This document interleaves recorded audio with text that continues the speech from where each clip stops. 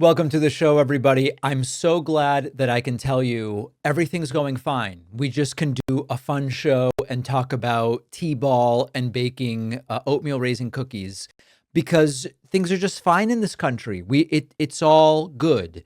Of course, I'm being facetious. It's one of the darkest periods, certainly that I can remember ever covering what is taking place in the United States. Much of it is centered right now sort of in an acute manner around Los Angeles, California, threats of arrests, de facto martial law. And we will start with the deployment of Marines in addition to National Guard troops to Los Angeles. If you thought yesterday that things couldn't get any wilder, maybe like the sheer absurdity had hit its peak, you missed a few hours during which it got even worse. We are now not just talking about National Guard. It's not just the ICE raids that look like snatch and grab operations. We now have escalated, the Trump administration has now escalated by deploying the Marines in Los Angeles, California. Roughly 700 active duty Marines. Some confusion from 29 Palms, possibly Camp Pendleton, although it's not clear, who are supposedly seamlessly integrating with the National Guard that was already occupying parts of Los Angeles. The mission is to, quote, restore order naturally, because apparently the local police, who, remember, have decades of dealing with large-scale demonstrations in LA, are not up to the task. This was announced by Secretary of Defense Pete Hegseth, whose job, is it on its last leg? We don't know. Supposedly, maybe.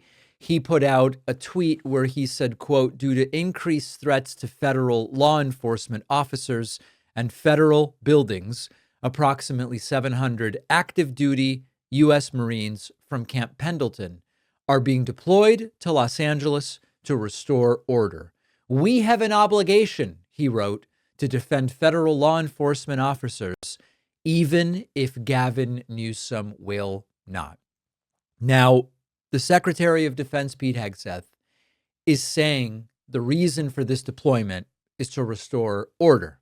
But Governor Gavin Newsom, in a completely predictable and necessary move, is saying this is against the law. And by the way, Newsom's suing. We'll talk about that later.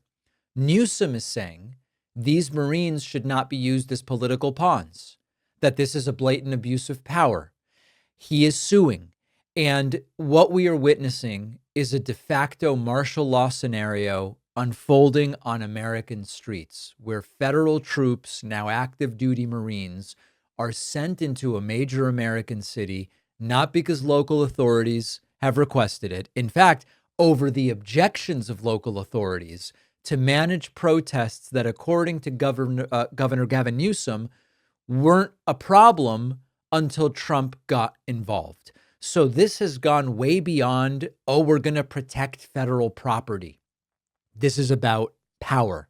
And it's about a president extraordinarily unstable, using the military as a political prop. And by the way, treating these military members like shit, for lack of a better term. We have now seen pictures. Oh, get them out because they're so revered and powerful and we respect and support the troops.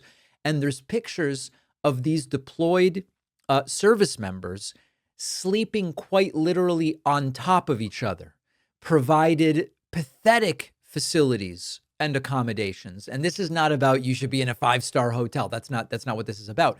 But just not even a modicum, an iota of respect, because it's not about respecting the troops. It's about using people as pawns, making the military a prop and a threat, and this kind of visible demonstration of force against American citizens exercising their First Amendment rights. So this is the line. We have gone way beyond something might happen.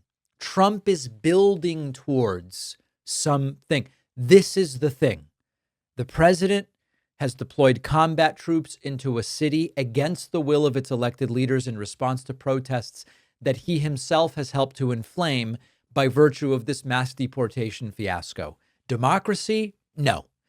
The rule of law? Certainly not.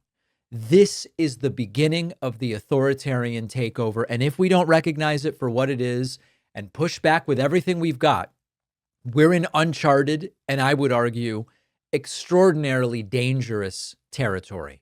So we will talk about California suing Trump over this. We are going to talk about the apologia and flaccid defenses that we're hearing for what's going on from every tool of the Trump administration. By tool, I mean the people, right? The undying loyalists that will say whatever Trump says is great and it's legal and it's powerful and it's miraculously patriotic. But where we go next, I can't believe that this is where we are. A CNN reporter detained and his security people arrested on live television during these flare-ups. If you've ever dealt with nausea occasionally, more frequently, you might want to check out one of our sponsors, Relief Band, a wearable wristband designed to relieve and maybe even prevent nausea. Many people use it for nausea related to anxiety or migraines or traveling by car, plane, or boat, sort of motion sickness. Easy to use, works quickly, lasts as long as you need, completely drug-free, no side effects.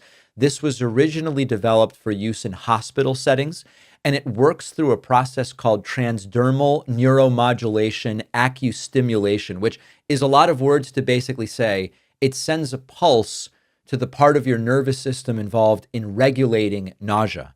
And there's research indicating this can be helpful for nausea from motion sickness, pregnancy, even from certain drug side effects. And there are studies that suggest that combined with medication, it can be very useful for post-surgery nausea. Relief Band's new Premier Plus model provides advanced nausea relief and includes a digital clock, uses smart skin sensing technology to preserve battery life. Relief Band has earned an A+ rating from the Better Business Bureau. It has over 100,000 satisfied customers online. If nausea is something you deal with, it might be worth seeing if Relief Band can help. Visit reliefband.com and use the code PACMAN for 20% off plus free shipping. The info is in the description.